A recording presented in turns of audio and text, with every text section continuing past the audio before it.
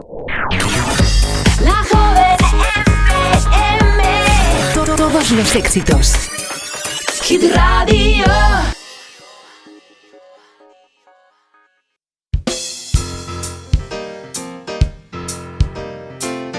Уважаемые граждане России, мое обращение к вам связано с той ситуацией. Deutschland haben heute die einzigartige Chance, den Menschen Europas und der Welt zu zeigen. Hables el idioma que hables, escucha todos los viernes La Torre de Babel con Fran Hernández.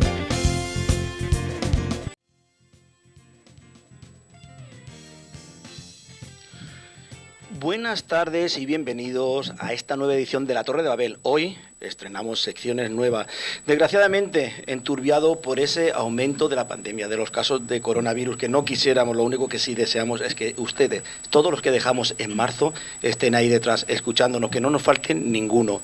Qué malo es el coronavirus, pero también hay cosas muy malas. Si yo le digo, por ejemplo, qué sé yo, Maléfica, la bruja del mago de Oz, si les digo el villano de Gurú, si le digo el Joker de Batman, todos están asociados bajo un mismo nombre, la maldad. Son malignos, ese malvado de las películas, que siempre tienen que haberlo, porque si no, no habría emoción. Si todos son buenos, pues es como en las películas del oeste.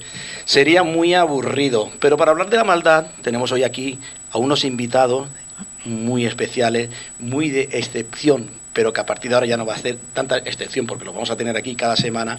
Ella es Teresa Porqueras. Teresa, buenas tardes. Hola, buenas tardes, Fran. ¿Qué tal? Encantada de volver a estar contigo hablando de nuestras cosas. Anda, que no. ¿Tú has sido mala de pequeña? Yo he sido muy buena. Has sido buena. ¿Tú no has tenido maldad cuando has hecho algo? No, yo el problema es que he sido demasiado buena y ahora tengo que aprender a ser mala, porque creo que en esa sociedad es importante saber ser malo. Pues sí, a veces es mejor que te tengan, la malicia. Que te tengan miedo por malo, que te tomen el pelo por bueno. Sí, y además de esto hablaremos, porque los empresarios, a veces cuanto más malvados, cuanto más maliciosos, a veces mejor trabajan. Y más dinero recaudan. Ahí está.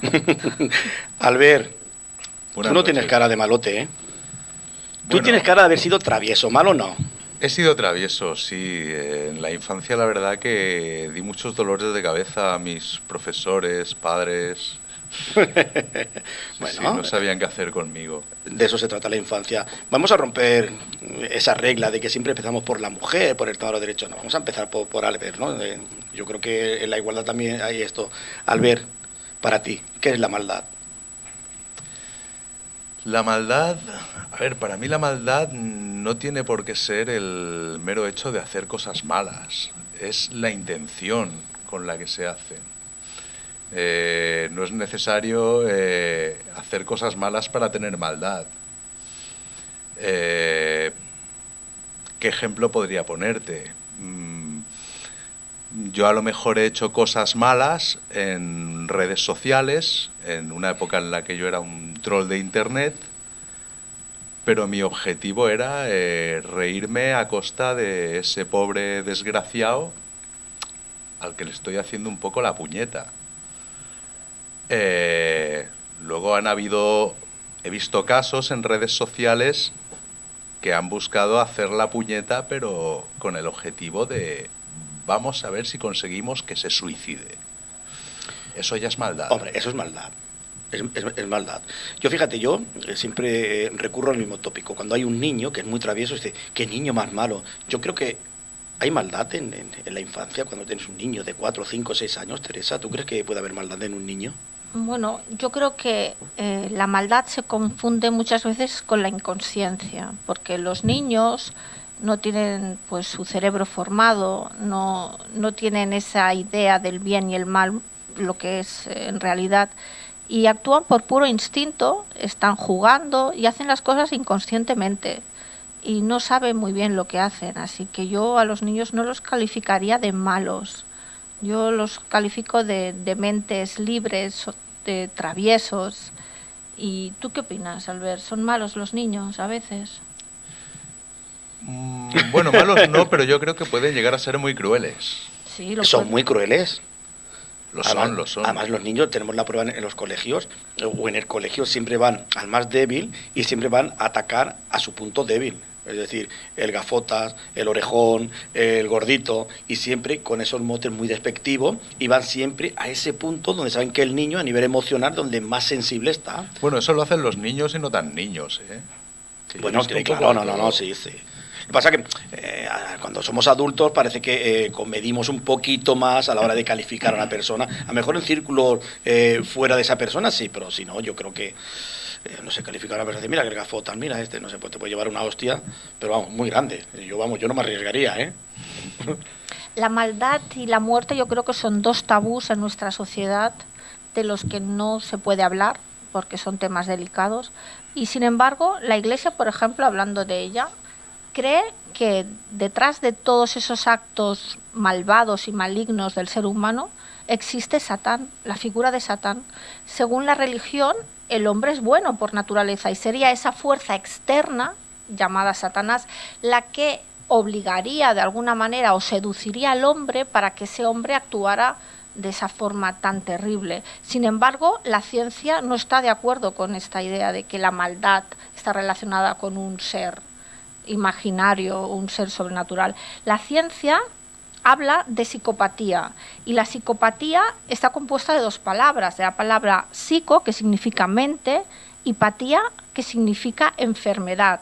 Así pues, mucha gente cree que psicopatía es una enfermedad. Quienes sufren psicopatía sufren una enfermedad. Sin embargo, la ciencia nos dice que la persona que sufre de psicopatía en realidad no tiene una enfermedad, no es algo que se puede curar o reconducir. Esas personas realmente tienen esa manera de ser, ese carácter que les impulsa a asesinar, les impulsa a ser malvados, y no hay remedio. Esas personas son así. Claro, pero mira, lo que decía Albert, es decir, claro, ¿cómo clasificamos lo que es malo y lo que es bueno? ¿Quién juzga lo malo y quién juzga lo bueno? Sabemos que en leyes jurídicas hay una serie de jueces que lo que juzgan son delitos, pero no si una cosa está mal hecha o bien hecha. Es decir, aquí lo que para uno sería mal hecho, que sería, por ejemplo, pues escupir un chicle en la acera, eso sería algo mal hecho, para otros dirán, a mí me da lo mismo que lo limpie la brigada. Es decir, ¿cómo clasificamos esa maldad? Es la sociedad quien pone esa clasificación, evidentemente. Me imagino que un mismo acto en una ciudad se puede clasificar como algo muy malo, muy asqueroso, y a lo mejor en otro sitio igual no es tan mal visto, como pasa en muchas culturas. Comer con la mano, por ejemplo, nosotros está mal visto. En África, por ejemplo, sabemos que comen con las manos. Hace un poquito, ¿quién clasificaría la maldad? ¿La sociedad? ¿La justicia? ¿Cómo sabemos que algo está hecho con maldad? Pues claro, es algo muy subjetivo lo que el acto del ser humano hace, ¿no, Albert? Es que vuelvo a decir, es la intencionalidad de las cosas. Yo puedo tirar el chicle a la acera, como comentas, hacerlo porque soy una persona incívica, o hacerlo por maldad, por hacerle la puñeta a los de la brigada que vengan a limpiar. Es que es muy relativo. Es como aquel que, por ponerte un ejemplo, se baja al Moro, ¿no? Esto de bajar a Marruecos, hacer de mula. A lo mejor lo hace pues por sacar a su familia de un pequeño agujero económico, lo hace con toda la buena intención del mundo, pero bueno, está haciendo algo que es malo, que está atentando contra la salud pública y está, bueno, traficando con drogas. Es un delito, es algo que está mal. Pero una cosa es que tú lo hagas para sacar de ese agujero a tu familia, y otra cosa es que tú lo hagas en plan, no, es que yo quiero que se trafique con drogas porque quiero que la gente se drogue y se mueran porque odio al mundo. Eso es maldad. Es la intencionalidad de las cosas. Y luego lo que no podemos dudar es que existen los malvados y los malvados que asesinan, que cometen crímenes, y la televisión está llena de crímenes. No sé si os acordáis de aquel crimen de José Bretón, que mató a sus 2 hijos y los incineró. Y los incineró. Aquello es maldad. Pero claro, volvemos a lo mismo. Dentro de esa maldad hay una psicopatía, porque claro, si no hay patología, no podemos clasificarlo como psicopatía. Pero en cambio, aquí ¿qué hacemos? ¿Es un malvado? ¿Es un asesino? ¿Es un criminal? englobamos los tres conceptos hacia esta misma persona porque la justicia sí tiene más peso a la hora de juzgarlo. ¿Qué sería? ¿Un malvado? ¿Un asesino? ¿Un criminal? Me refiero que, claro, dependiendo qué actos, para ti pueden ser algo malvado, para sí puede ser algo muy criminal, y para diferentes personas podemos clasificarlo de muchas maneras. ¿Cómo definirías tú en una palabra, para dejarla ya aquí encima, la maldad? ¿A quién clasificamos como malvado, Teresa? Bueno, yo me decanto más por la opinión de la ciencia, y es que los actos malvados están cometidos por personas psicópatas, sociópatas, con cero empatía, que no tienen remordimientos y que utilizan ese acto sin ningún tipo de miramiento. Hablamos de esa empatía, esa asociabilidad, es decir, no sociabiliza, pero hay que puntualizar. Y, por ejemplo, nos podemos remitir a Jack el Destripador. Era un asesino en serie, era un malvado. Además, él era muy calculador, calculaba meticulosamente cómo, dónde y en qué lugar iba a abordar a su víctima, cómo la iba a matar. Y, en cambio, para los vecinos que testificaban decían que era una persona extraordinaria, socialmente extraordinario, capaz de ayudar a sus vecinos, siempre una sonrisa, unos buenos días.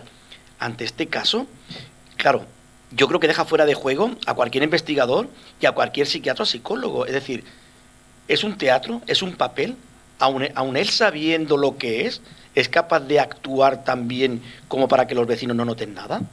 Es que los criminales son muy listos, ¿verdad, Albert? Tú lo sabes. Bueno, los hay que son muy listos y los hay que no tanto, ¿no? Hay un poco de todo. Está el que está no simplemente el listo, a lo mejor el Jack el Destripador por naturaleza pues era simpático con los vecinos, igual tampoco estaba haciendo ningún papel para tapar sus fechorías y que nunca sospecharan de él. Es que es muy relativo todo esto. Yo la maldad, es que siempre lo he dicho, lo defino en la intencionalidad de las cosas. O sea, tú puedes haber matado a alguien y no ser una persona mala. Es como el dilema. Imaginemos tiempos antiguos, la típica aldea que está infectada con un virus, con la peste o lo que sea. Y a ti te están diciendo que quemar esa aldea con todos sus habitantes infectados es la solución. Hostia, qué mal, ¿no? Pero pobre gente, sí, pero es que a lo mejor matando y quemando a toda esa gente estás salvando a muchos más. Bueno, eso lo hacían en la Edad Media, esto es real, en España sucedía así, ¿no? Sí, es que por eso es muy relativo. Es como, por ejemplo, lo que hacían los GAL, ¿vale? Que mataban a terroristas empleando empleando el terrorismo, ¿no? Terrorismo de Estado. Terrorismo de Estado. Y hay gente que puede decir, hostia, qué malos eran los GAL. Es que, ¿cómo se pasaban? Sí, sí, sí, es un ejemplo, es cierto. Es decir, aquí estamos hablando de decir, la violencia hay que compartirla con violencia. Cuando dicen, al asesino hay que matarlo, al ladrón hay que cortarle las manos. Es decir, la violencia hay que combatirla con más violencia, o la violencia hay que dejar que los jueces castiguen y que ellos apliquen lo que tengan que aplicar, porque claro, si combatimos la violencia ojo por ojo, estamos aplicando la maldad también, nosotros mismos. Es decir, ese que es un asesino hay que matarlo, al violador hay que dejarlo en una habitación con, yo qué sé, no sé, Albert. Bueno, a ver, es que hay gente que sí, que se merecerían por sus actos, por sus fechorías. Apartarlos de la sociedad. Está claro que pues ya se apartan, se lleva a prisión. Pero es lo que tú dices, si empleamos el ojo por ojo, pues nos quedamos todos ciegos. Todos ciegos. Siempre hay que dejarlo todo en manos de la justicia y que se resuelvan las cosas pues como personas civilizadas que somos.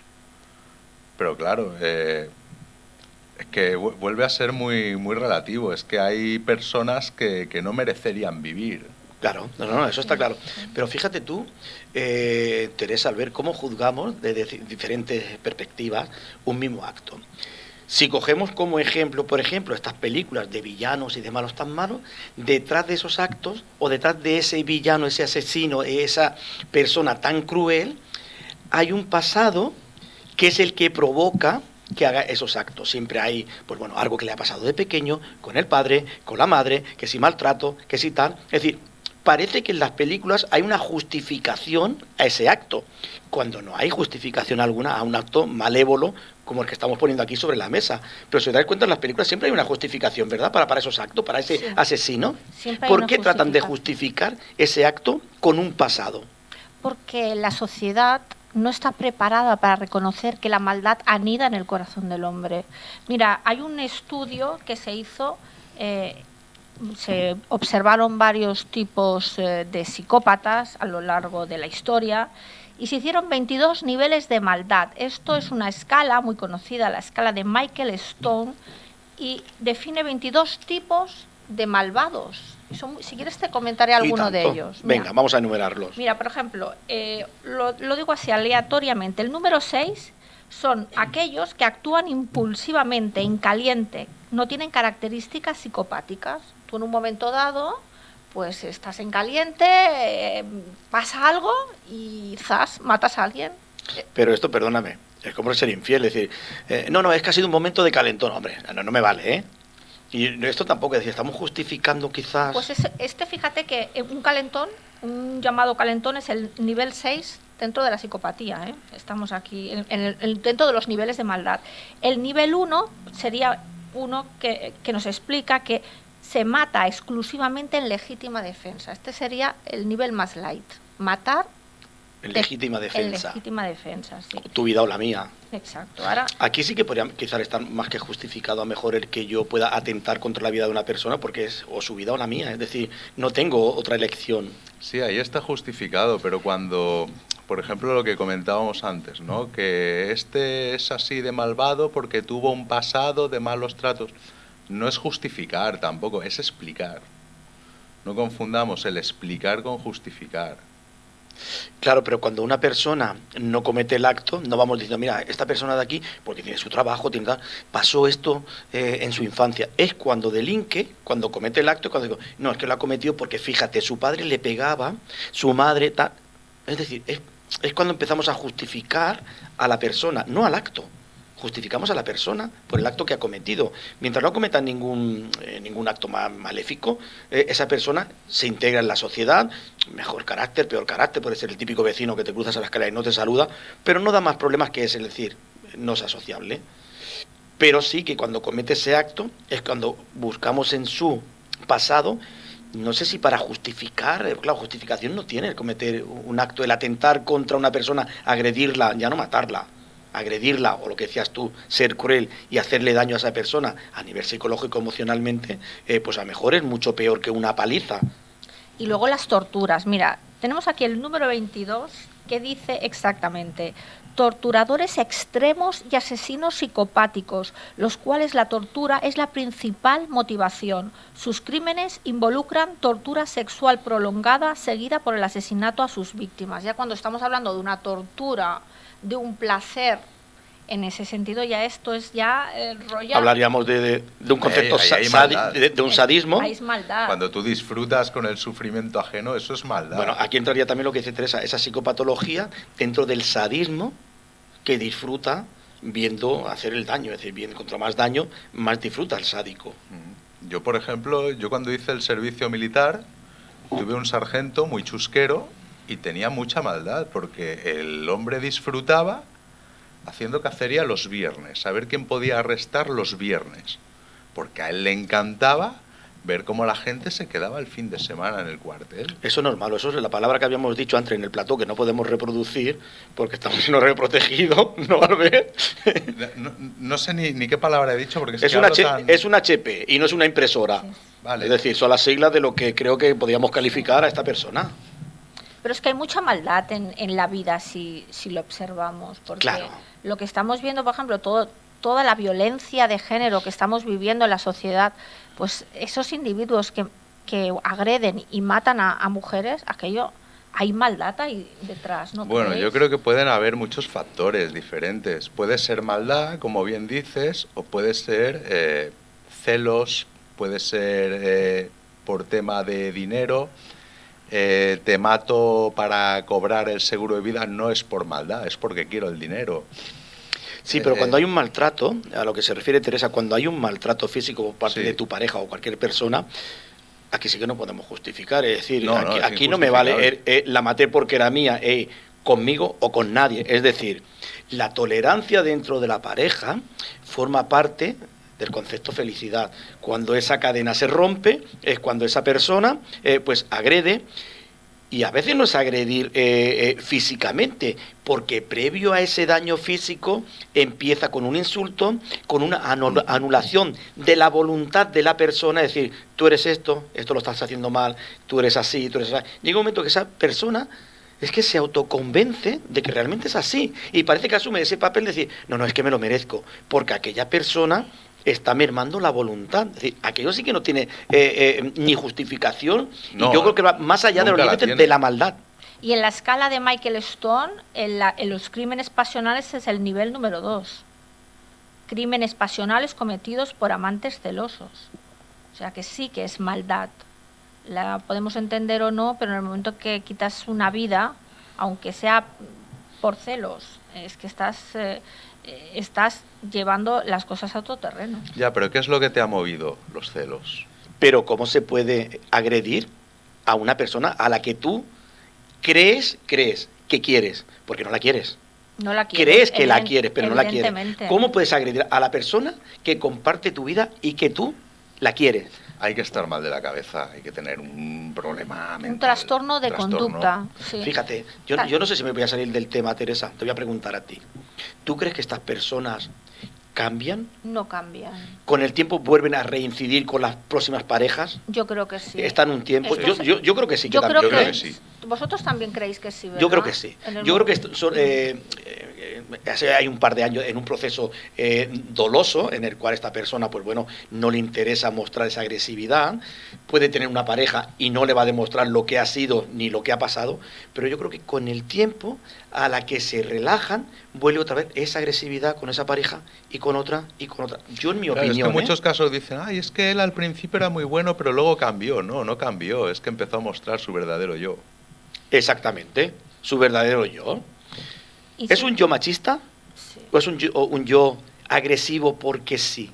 ¿O hay un machismo detrás? Puede ser que también esté un poco marcado por la infancia. Estas personas con falta de cariño, falta de autoestima, yo creo que tiene un poco que ver. Pero una persona que ha estado falta de cariño, baja autoestima, lo que necesitas es cariño. Sí, pero precisamente son muy celosas estas personas, fíjate por dónde. Y entonces llevan el celo al límite. Si estas muy al límite. Sí, claro. Así es. Yo no he visto ninguna persona cuando ha asesinado a su pareja, la llevan detenida. Yo lo he visto con la cabeza baja, pero para que no vean quién es, pero tampoco lo veo como muy apenado, ¿eh? No tienen remordimientos. Entonces, no hay cariño, no hay celos, no hay cariño. Si tuviesen remordimientos, hubiese dicho, ¿qué he hecho? ¿Qué he hecho? Pero no, los ves tranquilos, incluso con una chaquetita, no, que no me habían esposado, que yo tampoco soy tan malo. Hombre, como no eres tan malo, si te están arrestando porque han matado a tu pareja, y no se les ve muy apenado, ¿eh? Es que en su sistema de valores ellos creen que hacen bien. Ellos lo ven justificado y lo volverían a hacer. Puede formar parte de una educación cultural muy machista, donde el hombre es el hombre y donde la mujer en casa es la mujer, es la que frega, es la que lava, Albert. ¿Podría formar parte de esa educación machista? O es que también podría formar parte de que esa persona no carbura bien. Hombre, de carburador ya se supone que no puede funcionar. Los psicópatas, todas estas personas que hacen estos asesinatos, estas cosas tan terribles, ¿nacen o se hacen? Esta es una gran pregunta. ¿Qué opináis? Yo creo que se hacen. Tú naces con el disco duro vacío. Esa medida que tú vas desarrollando y evolucionando y cumpliendo años, donde hay unos pilares fundamentales que son los padres, es tu espejo, y lo que tu padre hace, por muy mal que esté, para ti está bien, pues mi padre lo hace porque está bien, me está enseñando unos valores, y a lo mejor adquieres esos valores negativos.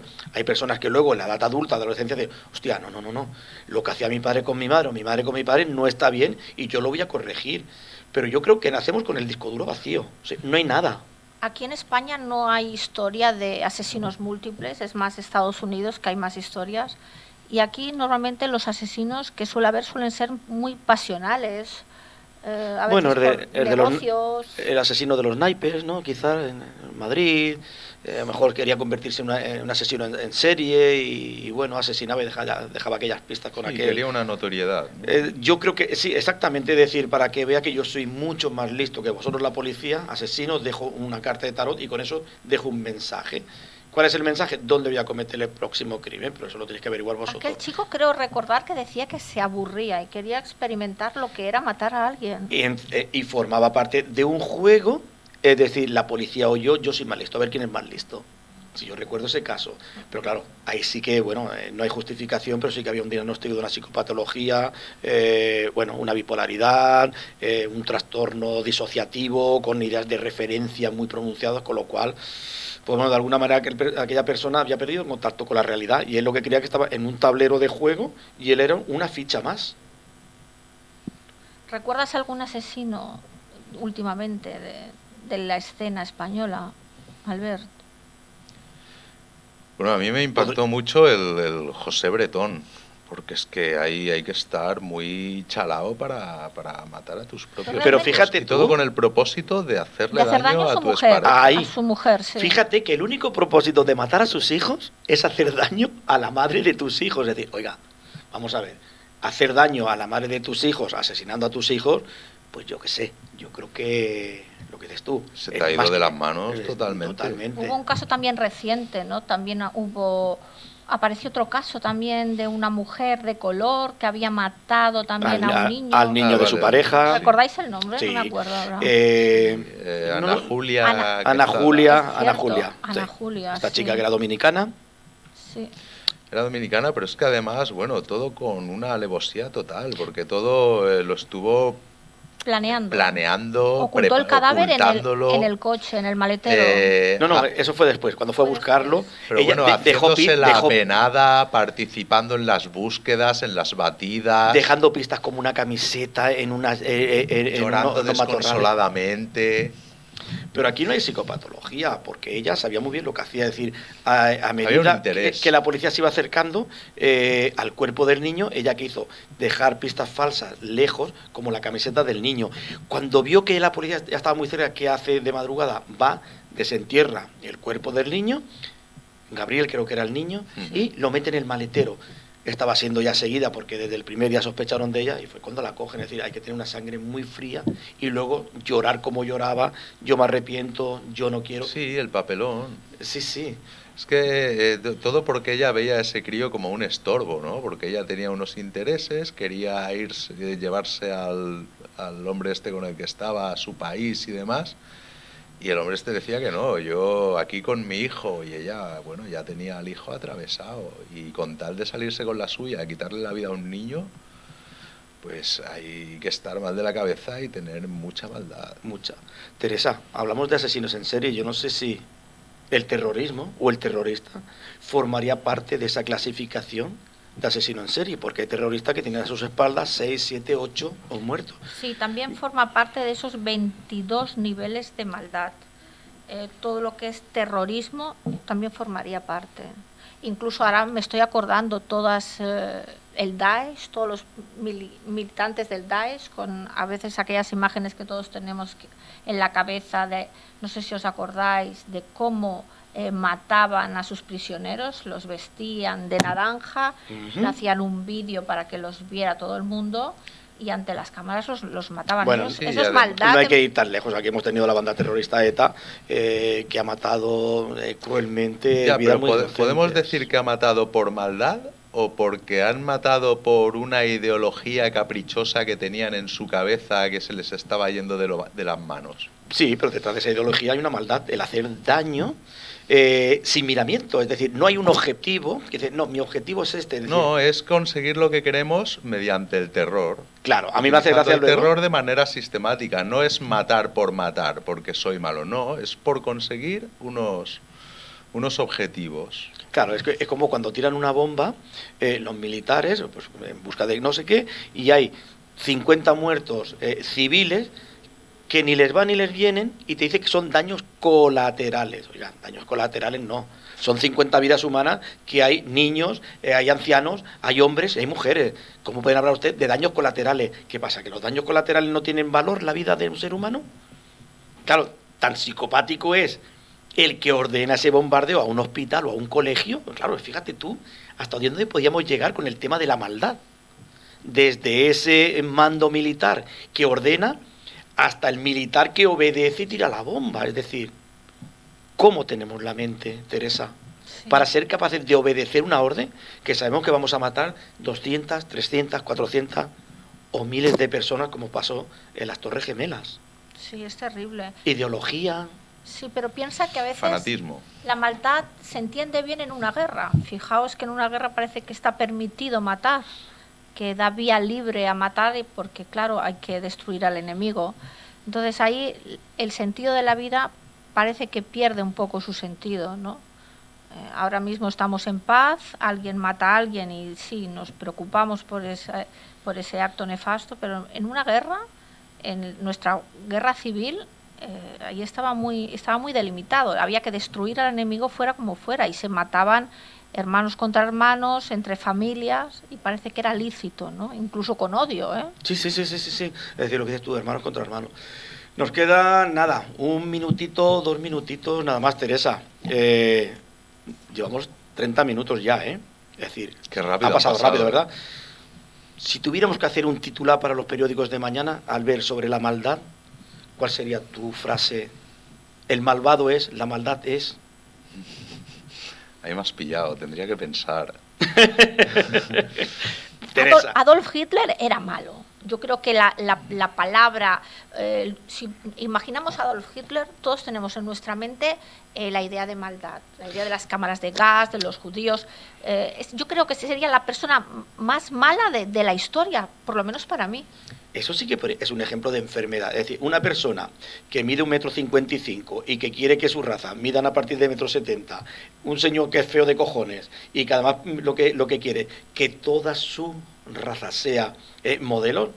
A ver, este señor o no tenía espejos o los asesores de imagen de este señor le decían no decirle la verdad de cómo es, que la cagamos. Yo creo que sería de los primeros puestos de malos de la historia. ¿Tú te viene a la mente algún malo, Albert?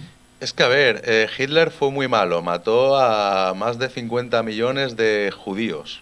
Pero es que, claro, luego nos ponemos a pensar, ¿Stalin?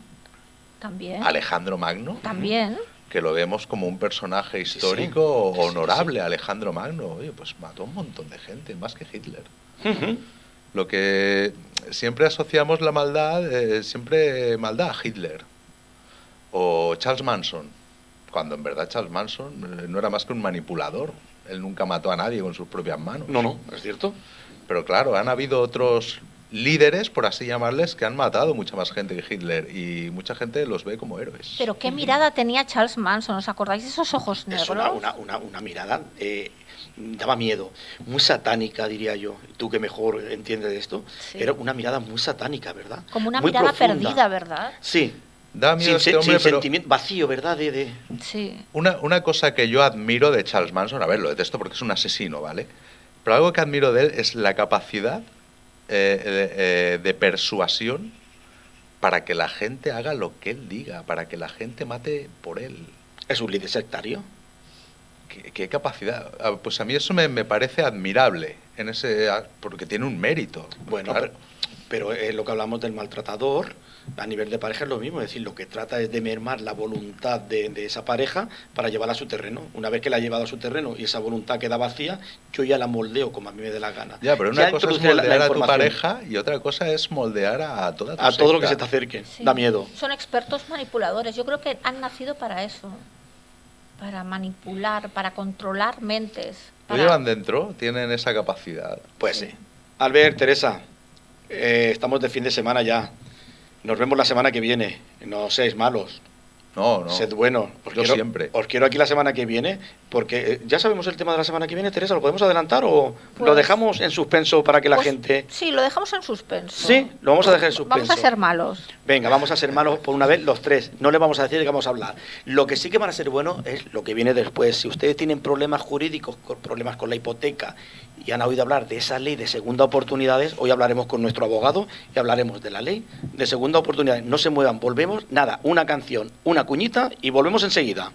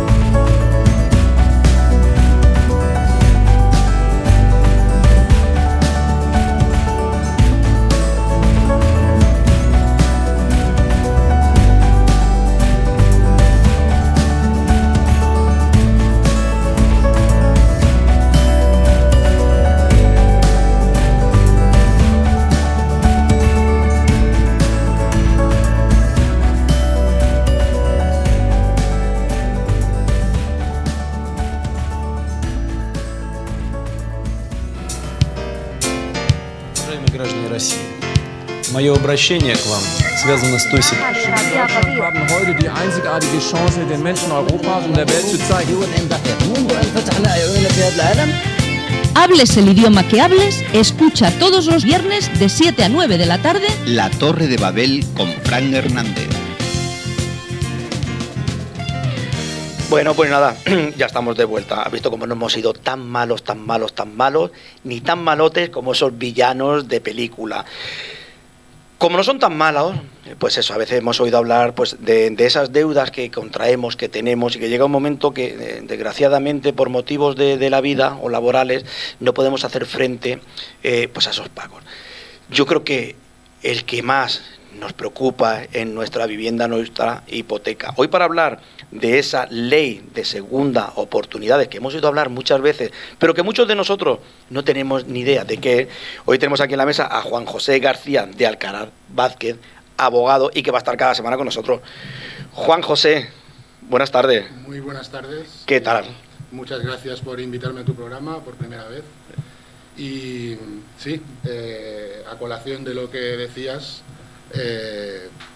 con vocación no de exhaustividad, sino de simplificar y hacer fácil los conceptos jurídicos, pues sí, pasaré a explicar de forma sucinta y general cuáles son las características de la ley de la segunda oportunidad. Pues muy bien, porque además cada semana te vamos a tener aquí, abordaremos un tema que yo estoy convencido de que los oyentes nos van a agradecer. Antes de empezar, vamos a darle el número de teléfono de Juan José García de Alcaraz Vázquez. Este es el 652 56 23 23. No sé si lo he dicho bien, Juan José. Gracias, muy bien. Sí. Si quieren hacer una consulta o un pequeño anticipo de consulta, pueden hacerlo a garcía.vázquez@icater.org. Ley de segunda oportunidad. ¿Qué es la ley de segunda oportunidad, Juanjo? Bueno, básicamente esta ley es una ley del año 2015 que lo que intenta solucionar es, digamos, el conflicto actual existente, digamos, en la sociedad de muchas personas que bueno, se han visto afectadas por la crisis y no han podido hacerse cargo del pago de sus deudas. más específicamente personas que han perdido sus casas, que les han puesto procedimientos de ejecución hipotecaria y que además el banco les ha seguido reclamando el remanente, es decir, el banco no contentándose solo con adjudicarse el bien.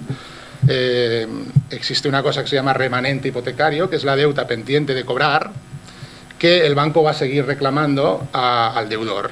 Este remanente hipotecario responderá al deudor en base al Código Civil con todo su patrimonio presente y futuro hasta que se muera, básicamente porque así lo establecía hasta el año 2015 la legislación, por regirse por el principio de responsabilidad patrimonial universal del deudor, establecido en el artículo 1911 del Código Civil. Entonces, esta ley lo que viene a modificar, o lo que viene a hacer, es facilitar que las personas que tienen problemas económicos, que son deudores de buena fe, que no pueden hacer frente al pago corriente de sus deudas, puedan pedir la condonación total o parcial de las deudas. Básicamente en esto consiste la ley. Es en que una persona no se vea obligada a pagar una deuda hasta que se muera. Y si, como así se establece en el Código Civil, si usted se muere, no se preocupe, que serán los herederos quienes responderán de la deuda. Para tener esta segunda oportunidad, ¿qué requisitos debo reunir yo si dejo de pagar la hipoteca? Evidentemente porque me he quedado sin trabajo, porque mi economía en esos momentos no es la que era. ¿Qué requisitos debo reunir para que la ley se ponga de mi parte? Ya sabes tú, Juan José, que parece que la gente dice, es que la ley es muy injusta, la justicia no es justa, pero no es justa cuando es negativo para ti. ¿Qué requisitos tenemos que reunir para que la ley se ponga de nuestro favor? Bueno, es que esta ley no se aplica a todo el mundo, hay que ser muy concreto. La ley se aplica a las personas naturales, personas físicas, que se hayan visto con problemas económicos y no puedan satisfacer sus deudas, que se encuentren en un estado de insolvencia actual e inminente, que no puedan pagar sus deudas, siempre y cuando no hayan sido personas que hayan sido condenadas por delitos contra el patrimonio o delitos que podrían ser considerados, que no se contemplaría en la ley que estas personas puedan beneficiarse o exonerarse de sus deudas, y además siempre y cuando no se pida la exoneración de créditos de derecho público, es decir, no se pueden exonerar ni deudas de la agencia tributaria ni de la seguridad social. Básicamente haciéndolo de forma muy concreta. También los empresarios individuales se prevé la posibilidad de que puedan acudir a este procedimiento concursal, si bien la competencia en este caso no es la jurisdicción ordinaria, que es los juzgados de primera instancia, sino que es la jurisdicción mercantil, que es mucho más rápida y está mucho más especializada. Ajá. Has hablado de la manera de demostrar de que no puedo pagar en la insolvencia. Si yo, por ejemplo, tengo 700 euros de hipoteca, vamos a poner 600 euros de hipoteca, pero mi sueldo en este momento me lo han bajado a 1000 y no hay más ingreso, ¿me podría declarar insolvente siendo 1000eurista y teniendo una hipoteca de 600 euros? Claro, tengo que comer, pagar luz, pagar agua. Es una pregunta que básicamente la propia ley contempla, la ley de la segunda oportunidad, que el estado de insolvencia consiste en aquella situación en la que se ve el deudor que no puede afrontar el pago corriente de sus deudas, no puede con sus ingresos corrientes afrontarlos, de ahí evidentemente se tienen que deducir los gastos necesarios para su propio sostenimiento, que sería la pensión de alimentos, que le corresponde a él y a sus hijos, así como la parte correspondiente al salario mínimo interprofesional, la cual es absolutamente inembargable. Entonces, claro, lo que tendríamos que acreditar aquí es que esta persona tiene una masa pasiva, es decir, un pasivo, muy superior a los ingresos que percibe. Cada caso es diferente, ¿vale? Claro. Entonces, lo que tiene que haber una situación de insolvencia. O sea, si no concurre este requisito de insolvencia, no se puede instalar este mecanismo de la segunda oportunidad. Una familia, padre, madre, 2 hijos y con 1.200 euros de sueldo, que es lo único que entra en casa, y 700 de hipoteca, ¿podríamos declararlo insolvente? Sí, sí, claro, evidentemente. Si resulta que, como he dicho, sus ingresos corrientes no son suficientes para cubrir la deuda, ¿no? Que tienen que pagar no solo el remanente hipotecario que les pueda quedar la hipoteca, también hay que sumar los préstamos personales que puedan tener, tarjetas de crédito, también lo que son préstamos al consumo se podrían exonerar. Se trata de una persona que con sus ingresos no pueda pagar la totalidad de sus deudas. Lo que se persigue es que se condone o bien la totalidad de sus deudas o parte de ellas. O parte de ellas. Así es. Con lo cual quiere decir que esa persona, de alguna manera, dejaría de pagar esa hipoteca porque no tiene manera de pagarla, pero la deuda quedaría ahí. ¿Cuándo empezaría a hacer frente a esa deuda? Porque, claro, la deuda continúa aunque esté parada, ¿no? Entiendo que se paraliza la deuda. Digamos que en un procedimiento de ejecución hipotecaria el banco se adjudica la finca y desde que se adjudica la finca, ¿vale?, ya comienza a contar los días para poder reclamar el remanente pendiente de adjudicar en una ejecución hipotecaria. Dicho de otro modo, supongamos que la deuda, ¿vale?, en un procedimiento de ejecución hipotecaria el banco se ha adjudicado el piso, ¿no? Ese piso se adjudicará, dicho piso, a un valor concreto, que es el 70% valor de tasación actualmente, si es su vivienda habitual. Supongamos que con esa adjudicación, el valor de adjudicación no es suficiente para cubrir el total de la deuda. Al final, ¿qué resultará de aquí? Pues que el banco se adjudicará el piso y se cancelará la parte correspondiente al 70% del valor de tasación, y la parte restante, que igual son 30.000, 40.000, 50.000 euros, seguirá respondiendo el deudor. Y el banco podrá pedirle una ejecución, podrá ponerle un procedimiento ejecutivo para reclamarle dicha cantidad. O sea, va a la calle... Va a la calle y encima el piso, debe el resto. Y el piso se lo queda. Pero ¿actualmente la ley sigue así de vigente? Esto, en principio, el remanente hipotecario sigue respondiendo el deudor, el banco puede pedirle ejecución, si bien la ley se ha modificado y se establecen unos mecanismos por los cuales se puede, digamos, reducir la deuda en base a unos acuerdos que se puede establecer con la entidad acreedora.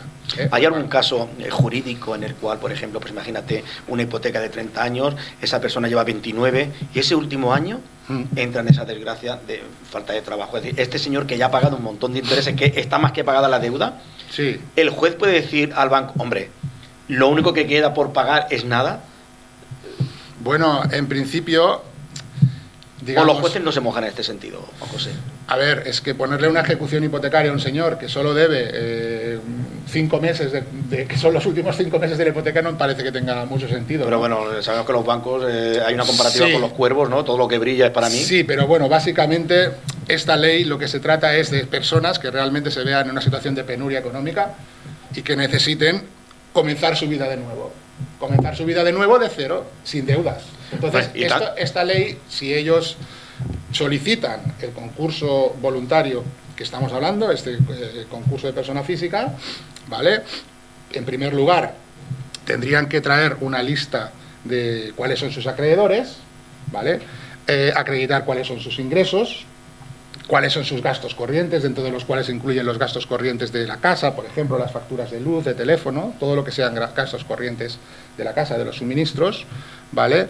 Y digamos que el abogado lo que haría es pedir un acuerdo extrajudicial de pagos ante el notario del domicilio del deudor, y si se cumple ese requisito de acudir al notario del domicilio del deudor, intentar un acuerdo extrajudicial de pagos con la entidad acreedora, en ese caso se podría, digamos, en el auto de conclusión del concurso, considerar que es un deudor de buena fe por el hecho de haber intentado dicho acuerdo, entre otros requisitos. Básicamente esta es la idea, es que el deudor pueda pedir un acuerdo extrajudicial de pagos, que normalmente el banco ni va a ir a intentar pactar nada, y directamente será el propio administrador concursal o el propio abogado del deudor el que solicitará ante el juzgado de primera instancia la solicitud de concurso.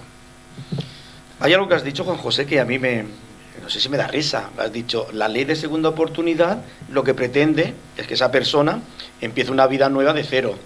Y tan de cero. Si le quitan la casa y le quitan lo básico, empieza de cero, pero de cero, no, Juan José. Sí. Bueno, yo no sé si habría que matizar. A ver, claro, es que en el derecho hay una figura muy interesante, es que la del enriquecimiento injusto. Una figura que hay que explicar porque, bueno, es cuando digamos, esta figura del enriquecimiento injusto en ocasiones permite que incluso se considere que el banco se ha lucrado en exceso con los intereses que ha podido cobrar si ya se ha adjudicado la finca, ¿no?, que estaba grabada con una hipoteca, ¿no? En algunos casos se podría considerar un enriquecimiento injusto. Pero básicamente estamos comentando si es posible exonerar estas personas que no tenían ninguna salida hasta el año 2015, ¿vale?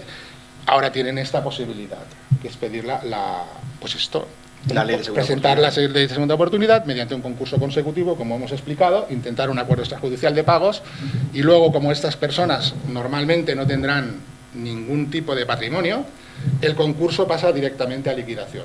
Hablando de forma, digamos, clara, pasa directamente a liquidación y al ser insuficiente la masa patrimonial, el juez lo que hace es exonerar, si se cumplen todos los requisitos, lo que hace es exonerar la parte del remanente que no estaba cubierta, que no ha podido pagar, digamos. Y aquí es cuando el banco recurre esa sentencia porque quiere cobrar hasta la última peseta.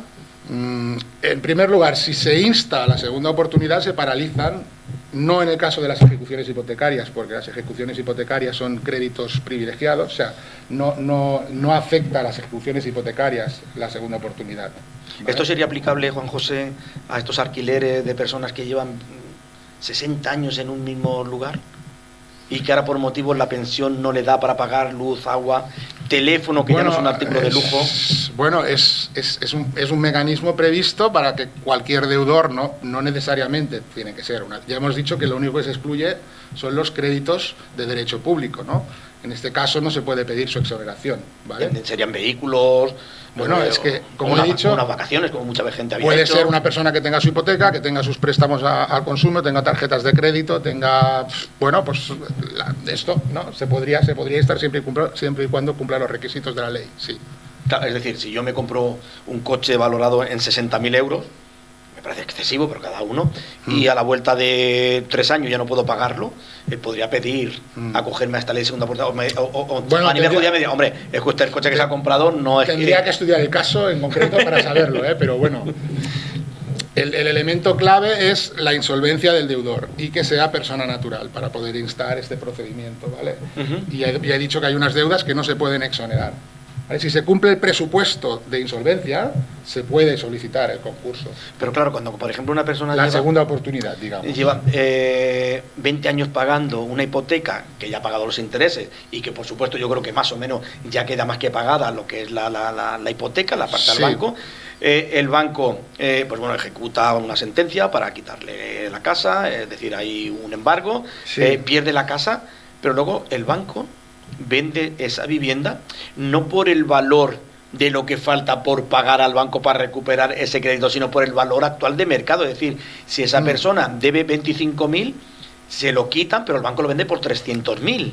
Sí, digamos que la ley no evita que el banco pueda hacer eso. Lo que propicia la ley, como he dicho, es que esta persona pueda volver a hacer su vida sin tener que cargar con esas deudas que tenía anteriormente, ¿eh? Luego, que el banco pueda vender o revender la propiedad, bueno, eso es una cuestión ya, digamos, del mercado, ¿no? Pero hay una ley mal hecha. ¿Crees tú que hay una ley mal hecha? Habrá muchas, evidentemente. Yo es que, digamos que los conceptos morales, yo no considero que se puedan aplicar a las leyes a veces, ¿no?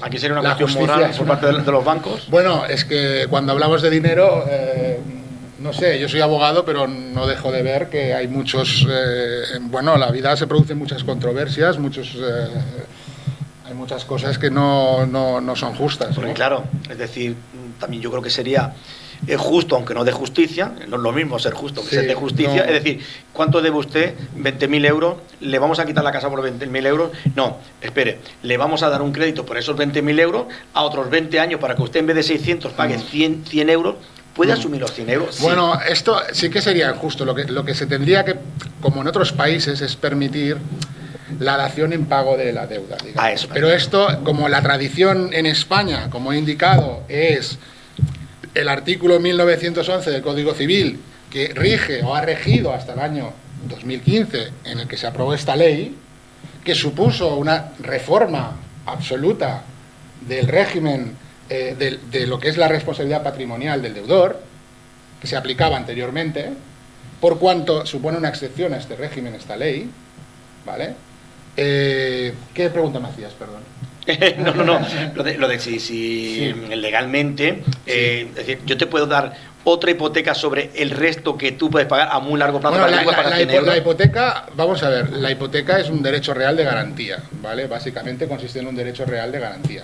Es para asegurar el pago de una deuda. Es el banco que cuando quiere, por ejemplo, te concede un préstamo, pues hay un derecho real sobre la finca que afecta al buen resultado de la operación. Es decir, que luego podrá instar una subasta pública en una ejecución hipotecaria si tú no pagas. Claro, pero por ejemplo, yo no puedo pagar los 600 euros, pero a lo mejor 150 sí. ¿Cómo podemos llegar a un acuerdo con el banco para decir, no puedo pagar los 600, pero 150 sí? La solución sería, bueno, te voy a conceder otro crédito sobre el que ya tienes, sí, lo vamos a alargar en el tiempo. Pero esto al final yo creo que, claro, al final lo que es abundar más en la deuda, ¿no? Es incrementarla más, no es solucionar el problema, ¿no?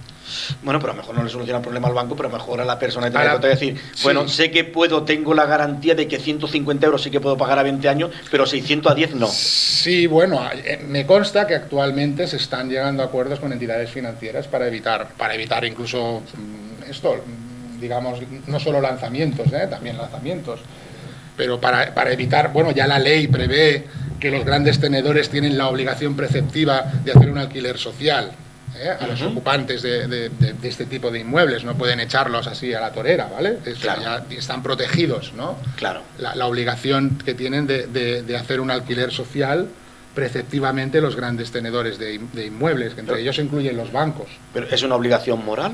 ¿O no, es legal. Es una obligación legal. Sí, a ninguna persona la pueden lanzar de su casa si tiene la consideración de gran tenedor de fincas. Digamos, en este caso, el acreedor, la parte ejecutante, ¿vale? Se podría pedir, como estoy indicando, un alquiler social y la propia ley lo prevé, que es obligatorio que se conceda. Porque tiene muchas propiedades esa entidad. Bueno, porque así lo establece la ley, porque para proteger, porque a la vista de el drama que hemos vivido como consecuencia de la crisis con muchas personas que han sido lanzadas de sus domicilios y que se han visto absolutamente desprotegidas, pues han habido unas leyes que los han protegido. ¿Se han modificado o se han añadido leyes nuevas? Sí.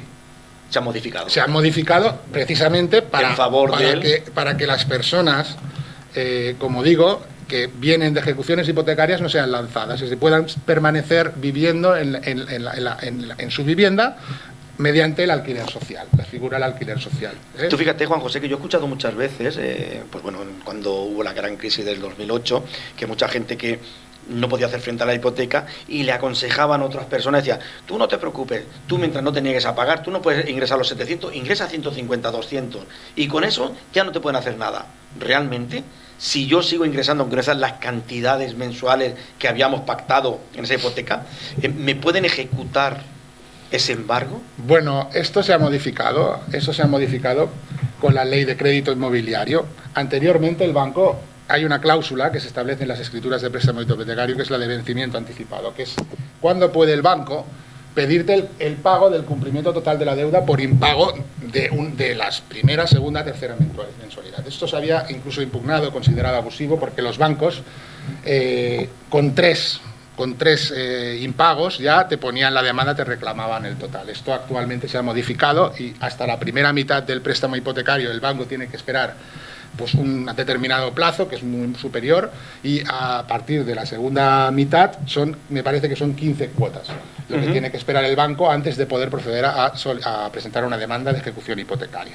Yo no sé, me da la sensación, además como ciudadano, como persona de a pie, que estos embargos que ejecutan los bancos con esa rapidez, no hay un poquito aquí de no sé, decir, vamos a hacerlo porque sabemos que aquí vamos a obtener un beneficio un poco especulativo, que es lo que de alguna manera la gente piensa. Claro, es que en estos momentos hay tantos pisos, pero son pisos que están esperando para especular los bancos. Bueno, a ver, claro, es que mi opinión personal al respecto, es que en principio entiendo que es el Estado, ¿no? O la Generalitat quien tendría que procurar que hubiera vivienda social, ¿no? Sí, no, claro. Y evidentemente vemos que es insuficiente, ¿no? La inversión que hacen en vivienda social, ¿no?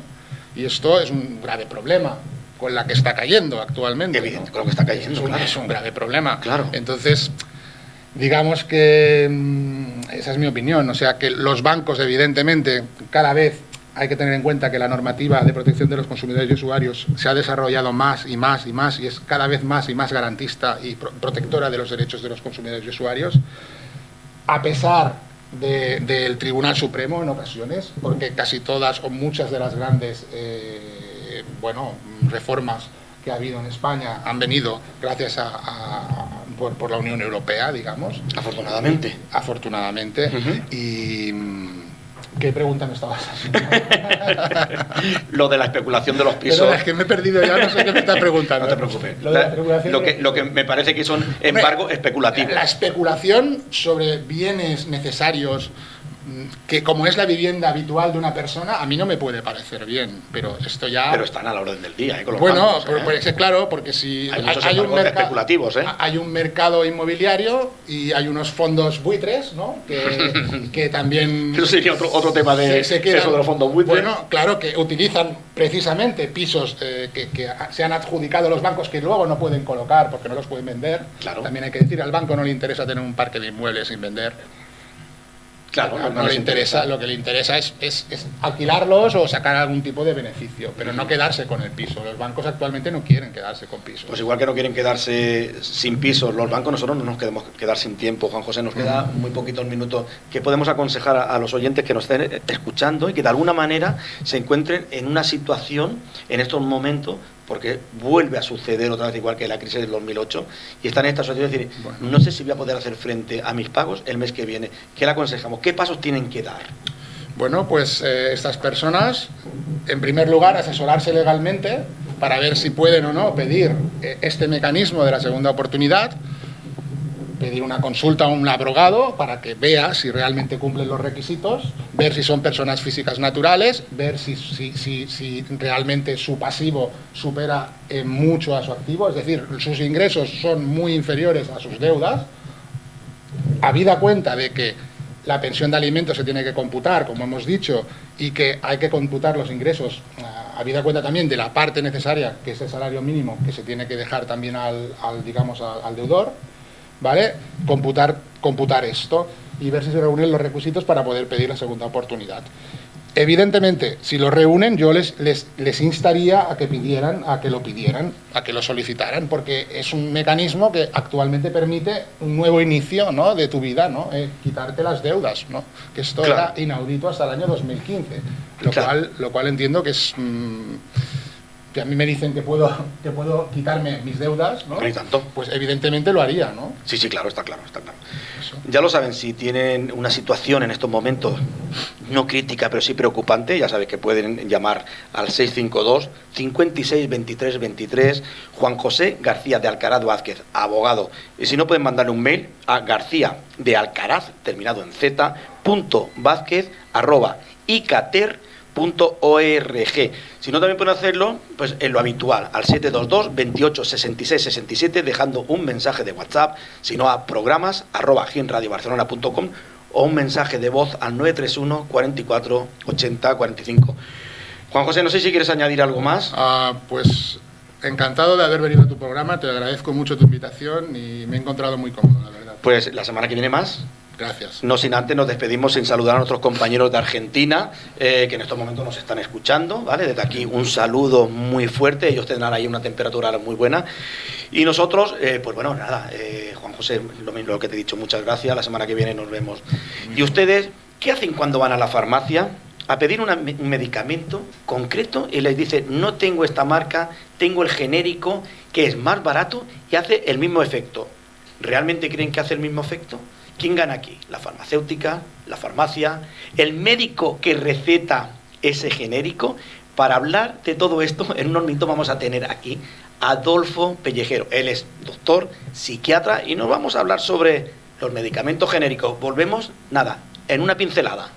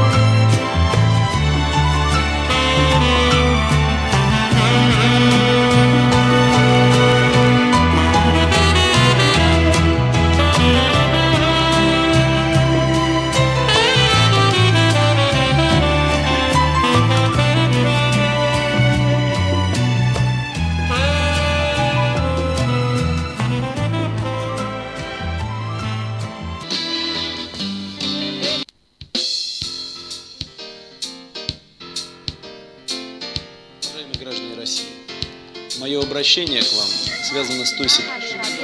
haben heute die einzigartige Chance, den Menschen Europas und der Welt zu zeigen. Hables el idioma que hables, escucha todos los viernes de 7 a 9 de la tarde La Torre de Babel con Fran Hernández. Bueno, pues ya estamos de vuelta. Le decíamos antes de despedir a nuestro abogado Juan José García de Alcaraz que cuando van a la farmacia y piden un medicamento específico de una marca, la que ustedes quieran, y les dice el farmacéutico, pues mire, esta marca no la tenemos, tenemos el genérico que es igual de bueno y además igual de barato. Yo no sé si esto es realidad o es ficción. Para hablarnos si realmente esto es así, si el genérico es igual que la marca, tenemos al otro lado del teléfono a un conocido ya de esta emisora. Él es Adolfo Pellejero, es doctor psiquiatra, y a ver qué nos cuenta. Doctor Pellejero. Hola, buenas tardes, Fran, buenas tardes a toda la audiencia. Yo en principio me vas a permitir la licencia de tutearte y llamarte Adolfo. Hombre, tanto solo faltaría. Fran. Aunque en algún momento te llamaré doctor Pellejero para que la gente esté informada. Oye, ¿medicamentos genéricos son igual de buenos y efectivos que el de marca? Bueno, sobre esto habría que puntualizar y hacer alguna introducción, pero yo solamente daré un dato de entrada. En aquellos medicamentos en los que la dosis efectiva está cerca de la dosis tóxica, no se utilizan nunca genéricos. En aquellas enfermedades como la epilepsia o enfermedades cardíacas o tratamientos anticoagulantes, en los que la dosis tiene que ser muy precisa, no se utilizan genéricos. La pregunta es, ¿por qué? Si son iguales, según se dice, ¿entiendes? Uh-huh. Quizás no son tan iguales. Yo no quiero compararlo pues con las marcas blancas de supermercado que todos conocemos, ¿no? ¿Y qué te voy a decir con el vino? Yo qué sé, hay vino de 3 euros y vino de 300 euros. Uh-huh. Hay leche de una marca blanca y leche de una marca comercial y son leche, pero igual no son la misma leche, ¿entiendes? Al menos el sabor no es el mismo, tienes razón. Exacto. Uh-huh. Entonces, yo, como introducción, cuando quieras tú me interrumpes, ¿eh, Fran? No, tú, adelante. Este es tu sección. Yo te iré interrumpiendo, no te preocupes, pero tú adelante. Vale. Bueno, mira, como introducción, lo que te decía antes, para fabricar una molécula para un determinado tratamiento de cualquier enfermedad, un laboratorio invierte al menos 15 años, porque ahora con esto del coronavirus todos hemos oído fase 1, fase 2, fase 3 para las vacunas. Bueno, pues para sacar adelante una molécula hay que invertir 5 años de investigación de laboratorio, luego 5 años de investigación animal, luego 5 años de experimentación humana, y después de 15 años, si todo va bien, la molécula se presenta, el Ministerio de Sanidad del país correspondiente o de los países correspondientes, las agencias de medicamentos lo aprueban o no, negocian un precio, lo sacan adelante y ya está. Claro, esto supone una inversión millonaria para una marca comercial. Yo no defiendo ni una cosa ni otra, yo solamente soy médico y a mí lo único que me preocupa es la eficacia de los medicamentos que tengamos, tanto si son genéricos como si son de marcas. Pero sí que es cierto que después de 15 años investigando, que algunas de las moléculas al 7º año, al 8º año, al 10º año se vienen abajo y todo el dinero que se ha invertido se ha perdido. Pero los genéricos no tienen este problema, porque los genéricos, entre comillas, si me permite la expresión, copian la molécula. Y además copian la molécula una vez que la molécula, bueno, ha perdido la patente, que es una patente de unos cuantos años, y una vez que la molécula se ha demostrado eficaz y se ha demostrado con unas buenas ventas. No hay genéricos de medicamentos baratos, podríamos decir. ¿Entiendes? Con lo cual entiendo que me estás diciendo que el genérico es menos efectivo que el de marca. Mira, en la teoría puede ser menos efectivo, y de hecho lo es, ¿eh? Yo creo que todos hemos experimentado en alguna ocasión. Mira, al principio esto se notaba mucho con el omeprazol. El omeprazol es un medicamento muy conocido porque mucha gente toma, es un protector del estómago, y cuando salió el omeprazol genérico, que fue uno de los primeros genéricos que salieron, la gente decía, joder, yo tomo el omeprazol de marca y me va perfecto, en cambio con el omeprazol genérico no me va bien. Y esto tiene que ver con un concepto que se desarrolló que es el concepto de bioequivalencia. Bioequivalencia significa que un medicamento es igual a otro si cumple determinadas parámetros y determinadas condiciones. Pero lo curioso es que uno de los parámetros y condiciones que determina es que puede ser un 20% en cuanto a la variabilidad de la absorción. Quiero decir, puede llevar la misma cantidad de principio activo, en cambio, ese principio activo genérico puede no absorberse hasta con un margen de un 20% de error. De tal manera que si tú tomas 100 miligramos de marca, se absorben 100 miligramos. Pero si tomas 100 miligramos de genérico, hasta un 20% de error se podría dar como válido. No sé si me he explicado. Sí, perfectamente. Es decir, el efecto que puede causar sobre la patología a la que va indicada ese fármaco sería inferior. Es decir, por ejemplo, para el dolor de cabeza tardaría más en irse que con uno de marca, ¿no? ¿Entiendo? Podría ser que tardaría más en irse o que no se fuera, o que generara incluso efectos secundarios. Esto tiene que ver con lo que te decía al principio. Por ejemplo, la digoxina es un fármaco que se utiliza para problemas cardíacos y la dosis tiene que ser tan precisa que no se arriesgan a dar genéricos. Ya. Porque un genérico puede tener un problema de distribución sanguínea y de eficacia, ¿entiendes? Entonces, además, los medicamentos llevan una cosa que todos hemos oído hablar, que es un excipiente. El excipiente podría ser el vehículo que lleva la molécula por la sangre y la va distribuyendo por los tejidos. Claro, el excipiente puede ser un Ferrari o el excipiente puede ser un Seat 600. El excipiente puede ser... Ese excipiente sería con la velocidad que distribuye el fármaco en el riego sanguíneo. Con la velocidad y con la seguridad. De tal manera, claro. Exacto. De tal manera que el excipiente es una de las partes del medicamento en la que un laboratorio que fabrica genéricos puede ahorrar dinero. Porque, bueno, no es lo mismo un excipiente. Esto pasa con la ropa. Tú te compras una camisa en el Corte Inglés y una camisa, bueno, digo el Corte Inglés porque me ha venido a la cabeza, y una camisa en un mercadillo y ves las dos camisas y son iguales, pero ahora lávalas una vez, 2 veces y verás la diferencia. Claro. Entonces, doctor Pellejero, ¿quién es el primer beneficiado de todo esto con los medicamentos genéricos? Pues mira, te digo.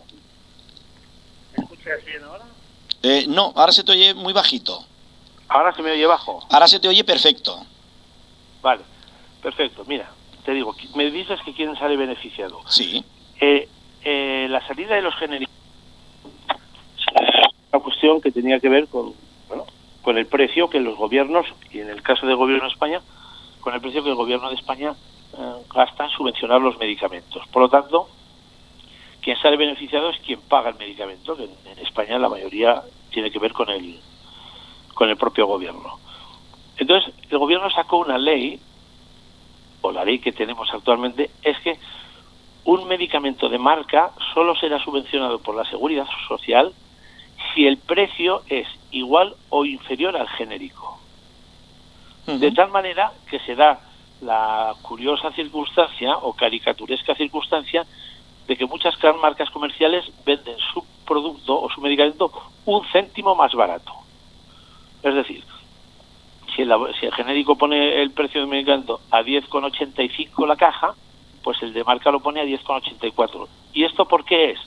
Porque cuando el paciente va a la farmacia, el paciente, aunque lleve una receta de un genérico, puede elegir libremente la marca, tiene su derecho a elegir la marca. Pero ahí nos encontramos con otro obstáculo que yo he vivido y vivo cuando voy a la farmacia como paciente a comprar mis medicamentos o los medicamentos que puedan necesitar. Resulta que la persona que está delante de mí, yo oigo que pide un medicamento, enseña la receta y el farmacéutico le dice: es que esta marca no la tengo el genérico que es exactamente igual. Eso nos lo dicen a todos, ¿eh? Exacto. ¿Y por qué dicen, ¿y por qué dicen esto? ¿Por qué dicen esto? Yo no sé si lo voy a sugerir. Tú a veces vas a un bar y pides una Coca-Cola y te dicen: no, es que solo tenemos Pepsi. Sí, Y sí. resulta que casualmente la sombrilla donde tú estás en la terraza pone Pepsi Cola, ¿entiendes? Es verdad. Por una cuestión de exclusividad. Y entonces los farmacéuticos inducen a la gente a que no compre marcas comerciales, Ujú. ¿entiendes? Oye, yo aquí Porque el margen de beneficio es igual, el mismo para el farmacéutico. me surge una duda y una pregunta. ¿Hay primas económicas a los médicos de hospitales por recetar más genéricos que marcas? Pues mira, No, este es un si asunto- te pueden mojar, mójate, Adolfo. Sí, sí. Este es un asunto delicado, pero yo te voy a decir. Todos tenemos, o en muchas empresas, lo que se llama objetivos, ¿no? Los objetivos es un concepto económico, es decir, bueno, te ponen unos objetivos y si los cumples, pues cobras un dinero. Bueno, pues dentro de los objetivos está recetar un porcentaje determinado de genéricos. Quiero decir, yo en mi hospital, yo, Adolfo, el doctor Pellejero, receto por encima de un porcentaje determinado de marcas y cobro menos que si receto por encima de un porcentaje determinado de genéricos. Espera. Déjame que haga un paréntesis aquí. ¿Me estás diciendo que tú en tu nómina a final de mes se ve incrementado? De año. ¿Sí?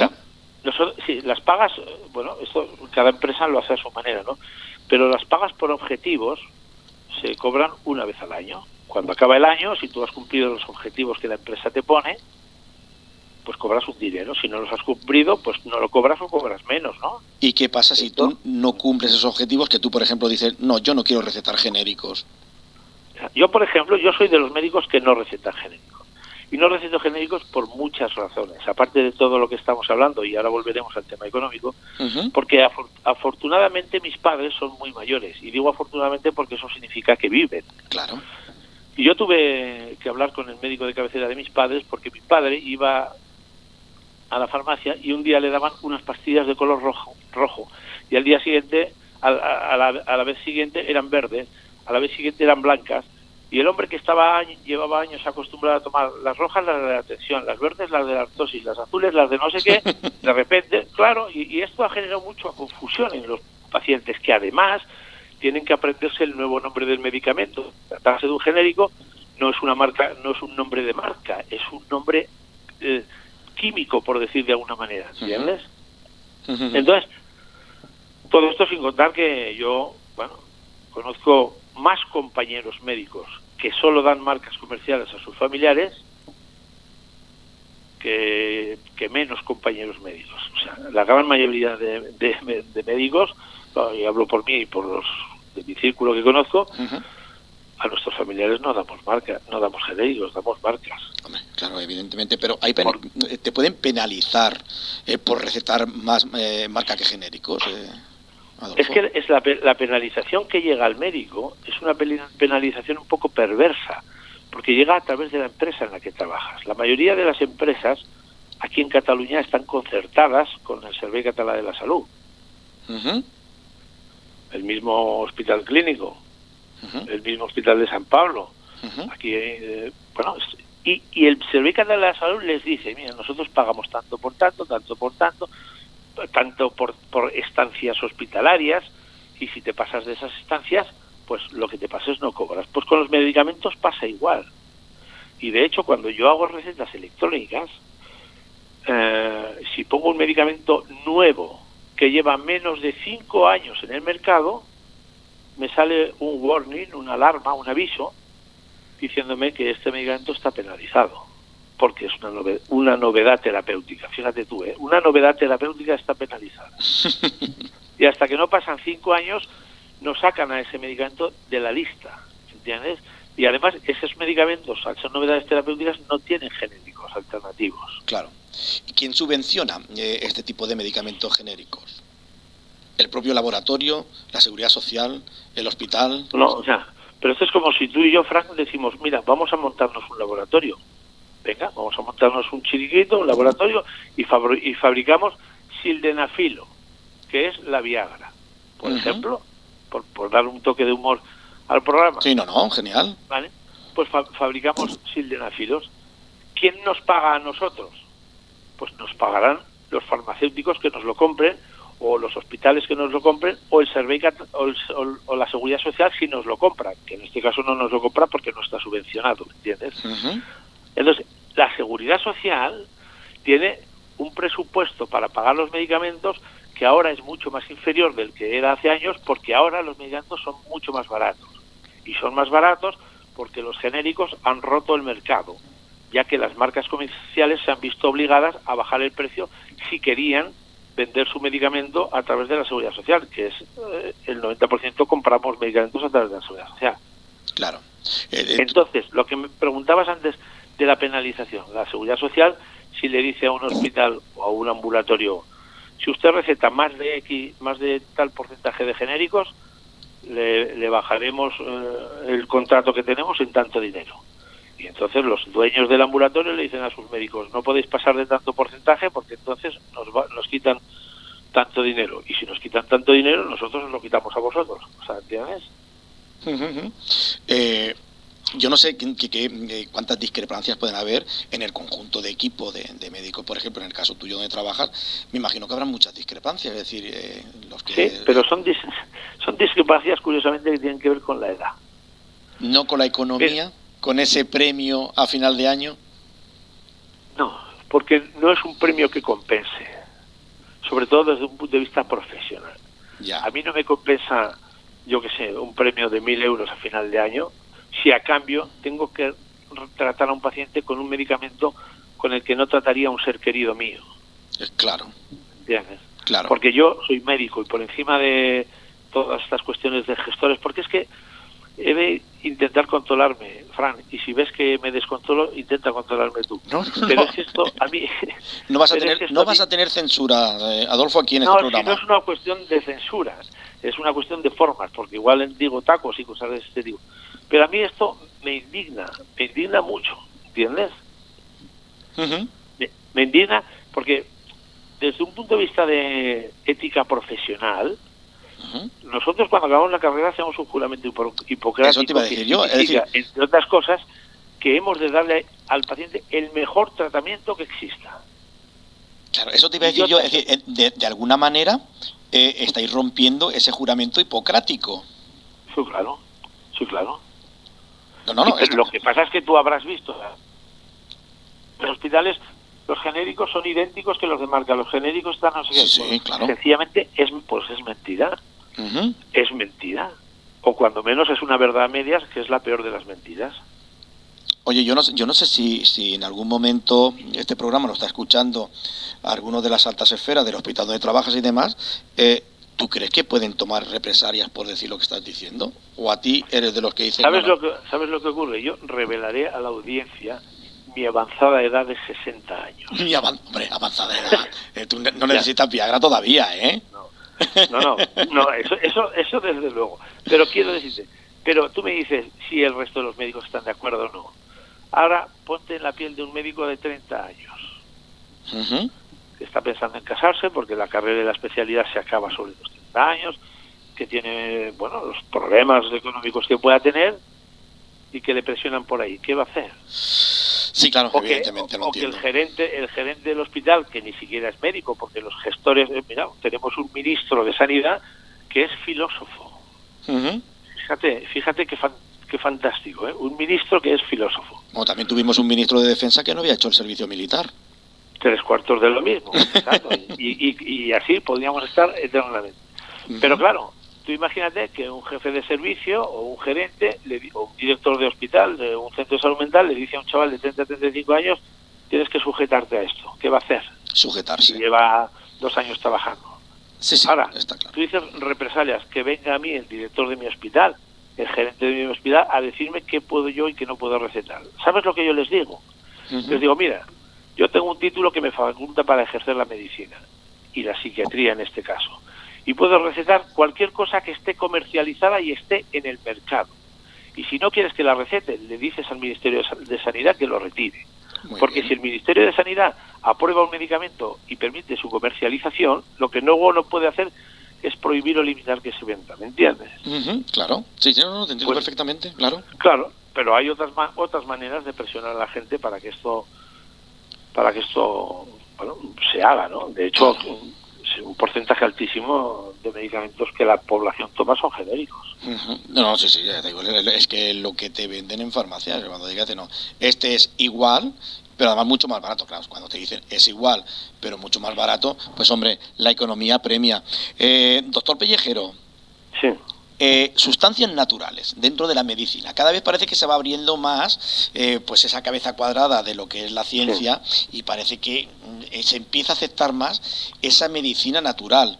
Yo no sé en estos momentos cómo estaría el tema de las sustancias naturales, sí, no, hay todavía mucha discrepancia en cuanto a esto. Bueno, mira, la cuestión de la medicina natural, esto es un asunto muy controvertido, y aquí quizá me gane a algunos enemigos, y quizá la gente pueda pensar, claro, como es médico, pues no está a favor de la medicina natural. Pero mira, yo te explicaré algunas cosas que creo que pueden ser útiles, cuanto menos para entender lo que yo quiero decir.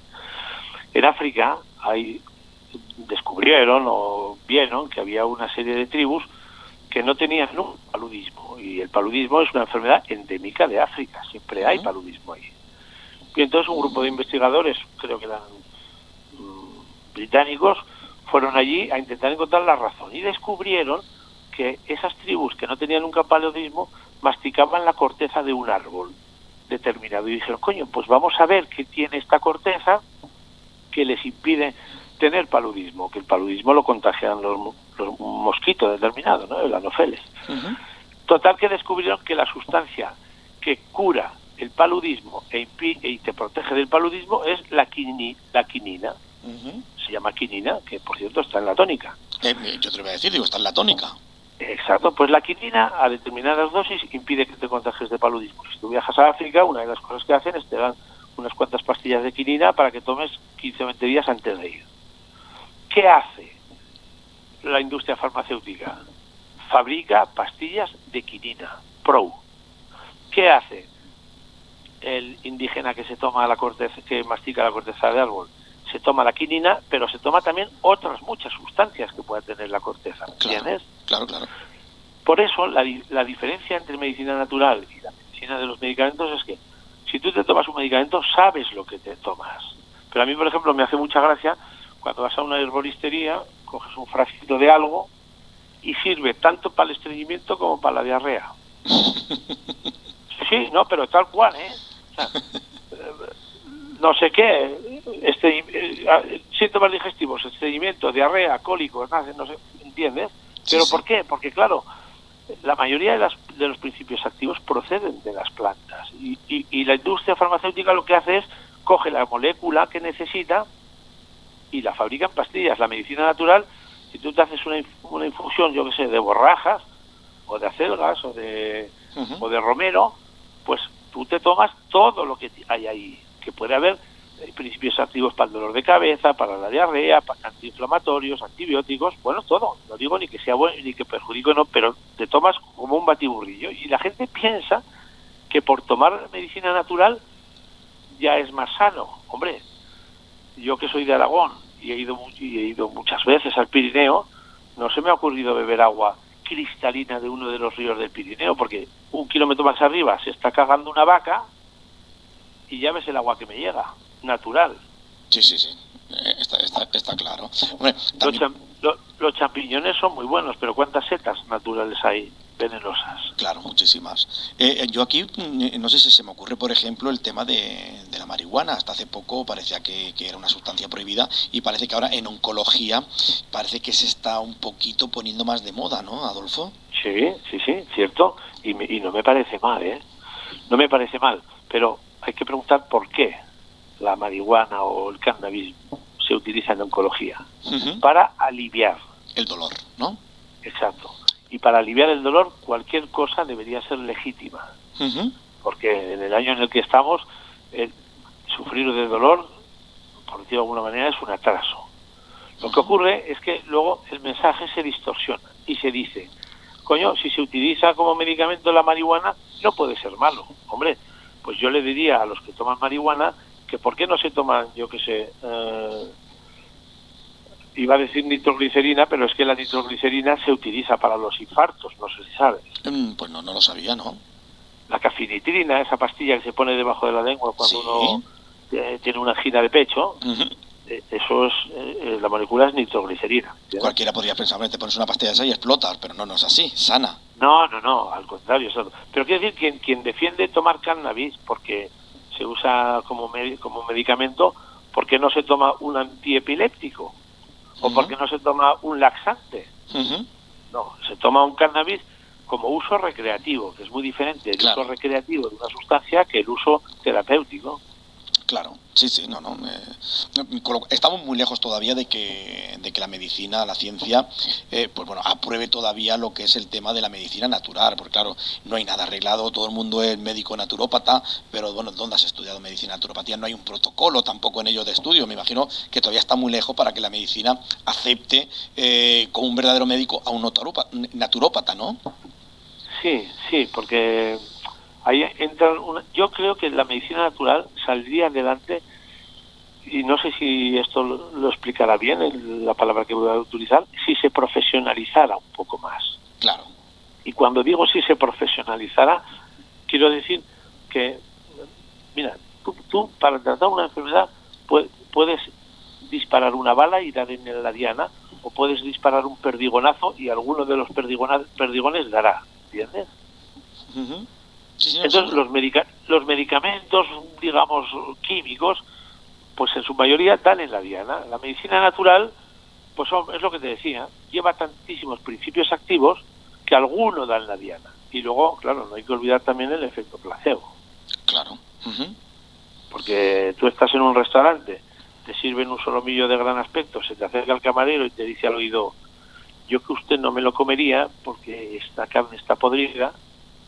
Pues si tú te lo comes, aunque sea de excelente calidad, acabarás teniendo un problema de estómago y vomitándolo, porque te lo habrás comido con aprensión, ¿no? Claro. Pues esto es igual. Yo creo que la medicina natural debería de profesionalizarse un poco más. Bueno, bastante más. Bastante más. Y sobre todo con unos estudios reglados. Doctor Adolfo Pellejero, nos hemos quedado ya sin tiempo, nos hemos comido el tiempo. No hay problema. ¿Qué tendríamos que decir sobre los genéricos? O sea, cuando estas personas van a la farmacia y le dicen, este es tan bueno como el de marca, pero además más barato, ¿qué le aconsejamos? ¿Qué deberían de hacer? Pues deberían de decir, si es tan bueno como el de marca y vale lo mismo, yo le agradecería que me diera el de marca. Y si el farmacéutico dice, es que ahora no lo tengo, el paciente debería de decir, pues pídalo, porque usted tiene 2 repartos al día. O sea, en las farmacias acuden 2 veces una camioneta cada día a dar los medicamentos que el farmacéutico necesite. O sea, el farmacéutico, si pide un medicamento por la mañana, por la tarde lo tiene. Si lo pide por la tarde, a la mañana siguiente está. Con lo cual, ¿entiendes? El medicamento de marca lo podemos tener garantizado en 12 horas. Exacto. Porque valen lo mismo o incluso un céntimo más barato. Y además el paciente, por ley, tiene derecho a exigir el de marca. Yo creo que aquí abusan mucho también de las personas mayores, ¿verdad? Que cuando dicen esto es lo mismo, las personas mayores dicen, pues dame este. Abusan mucho de la persona mayor, de las personas mayores, y abusan mucho de la falta de información, porque estas cosas no salen en la tele, ¿sabes? Ya. Estas cosas no se dicen, no se publican, no salen en los periódicos, entre otras cosas porque no interesa. Bueno, claro, evidentemente con las grandes farmacéuticas hemos topado, como con la Iglesia, ¿no? Sí, pero ¿sabes lo que ocurre? Que si esto se hiciera, si esto que yo digo se hiciera, ¿quién fabricaría genéricos? Nadie, claro. Y entonces, ¿qué pasaría? Que las marcas no tendrían competencia. Claro. Pero como yo he de hablar, porque es mi obligación y es como yo quiero hacerlo, desde el punto de vista ético, a mí no me parece ético que, pudiendo dar entre lo bueno y lo muy bueno, se opte por dar lo malo. Dar lo peor, es verdad.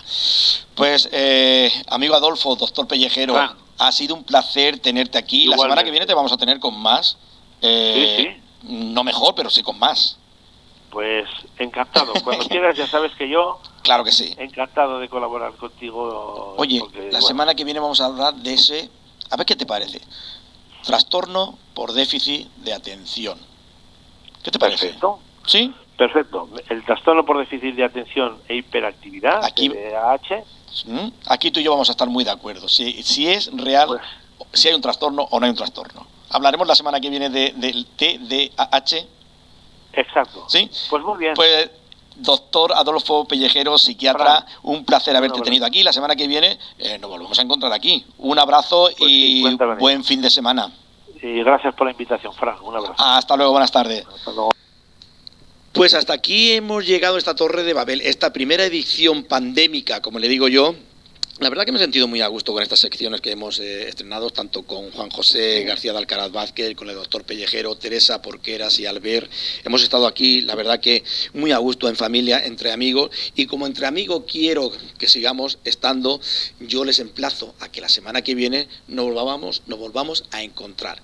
En el control de sonido, hoy suena un nombre que seguro que ya lo conocen, que estaba Sandra Cariñena, Carlos Castro, y aquí simplemente un servidor de ustedes, una voz. Sin ellos no sería posible este programa.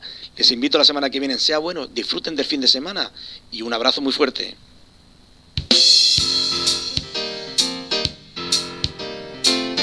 Уважаемые граждане России, мое обращение к вам связано с той ситуацией. Wir haben heute die einzigartige Chance, den Menschen Europas und der Welt zu zeigen. Hables el idioma que hables, escucha todos los viernes de 7 a 9 de la tarde La Torre de Babel con Fran Hernández.